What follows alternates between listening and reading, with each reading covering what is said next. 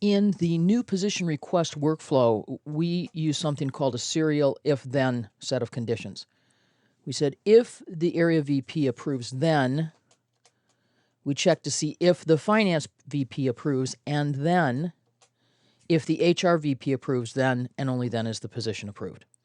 So we're actually going through each of these steps. We're checking to see if the area VP approves. And if they do, we don't get to say, well, that's good enough. We can now process the new employee. Indeed, all that does is give us permission to ask more people's opinions about whether or not we should be having this new position. So serial if then. We do each of them, and we do them in order.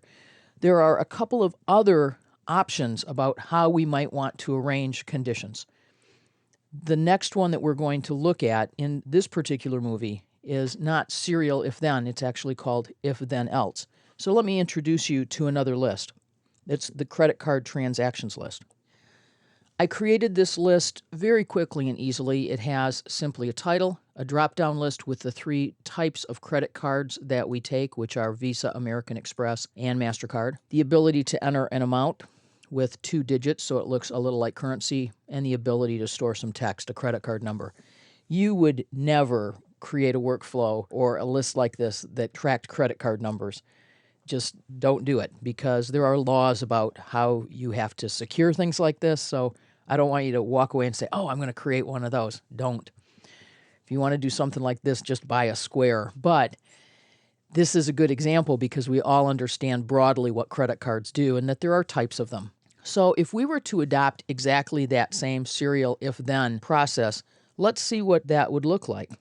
Here it is in our new position request. And if we used it for our credit cards, what we'd do is we'd say, well, we're processing a credit card. If the type is American Express, then let's use the American Express gateway or the American Express formal process. And then we check and say, well, is it a MasterCard? If it is, then let's use the MasterCard gateway. And if it's a Visa, then let's use the Visa gateway. The problem here is that we only need to do this until we get a yes. If the credit card is an American Express card, we never need to ask if it's a MasterCard or a Visa. We're done. And so this is different than the serial if-then conditions. In fact, what we want to do is we want to check first and see if it's an American Express card. If it is, then we simply are going to process the card using the Amex gateway, and we're done. What does this look like? Well, we have else's in here, and there's our clue. So if the type is American Express, then use the Amex gateway. Else, or in other words, otherwise, and only otherwise, see if it's a MasterCard.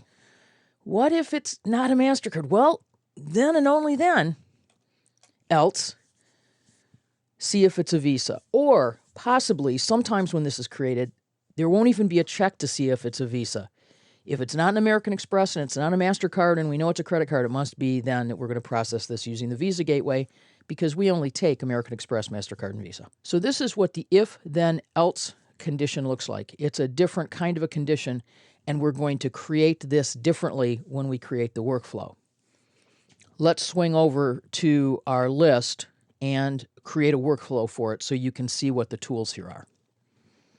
Here we are in our list. We could do this in SharePoint Designer, but I'm simply going to go to my list, go to Workflow Settings, and create a new workflow in SharePoint Designer.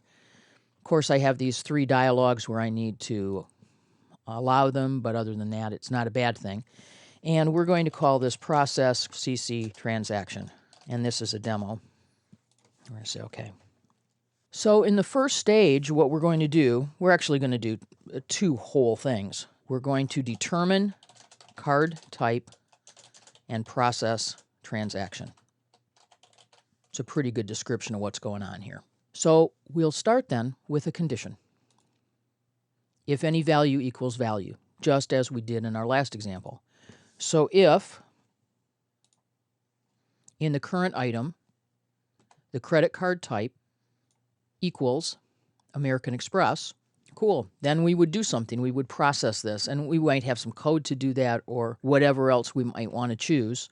I'm simply going to insert a comment here, add a comment. I'm simply going to add a comment that says process using Amex Gateway, just so we have something here. And This doesn't do anything. All it does is it serves as a placeholder and reminds me we need to do something else. Now what we want is an else branch. And this is the part that's not only important, but it's different. This is not how we did this in 2010. So while I'm on the if, here's my if and the action that I'm taking, and I want to click right here, and I'm going to add an else.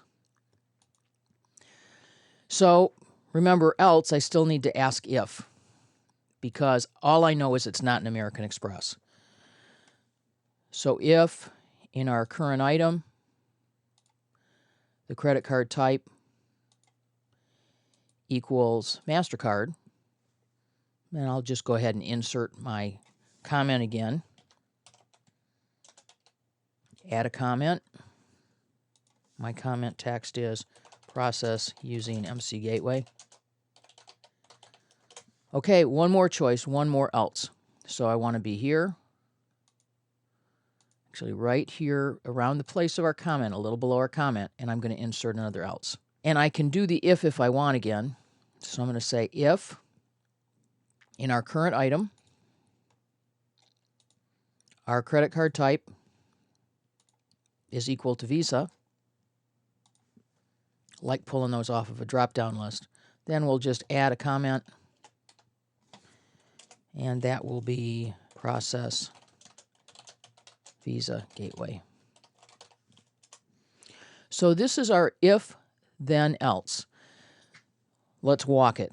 If the credit card type equals an American Express, then process it using the American Express Gateway, and we're done. Else, or otherwise, another way to think of the word else, check to see, is it a MasterCard? If it is, process it using the MC Gateway, and we're out of here. But if it's not, else. If it's a Visa, use the Visa Gateway. So this is how we construct if, then, else. We could have all of these done serially. We would just be checking every single transaction 3 times, whether it needs it or not. And clearly only the Visa transactions would need to be checked 3 times. One more quick thing. I did these in the order in which they appear in the list, but if 80% of the transactions we process are MasterCard transactions, why not put them first? It's more efficient. We actually would want to structure this either in some kind of an alphabetical order for text, numerical order for numbers, and chronological for dates, or you want to put them in the order in which they are most likely to be chosen. I'm liking this, and so I'm going to save. Well, I need to do one more thing. I need to say how we're going to end this workflow. So I'm going to go to a stage, and the stage is going to be the end of the workflow. This will allow me to check for errors.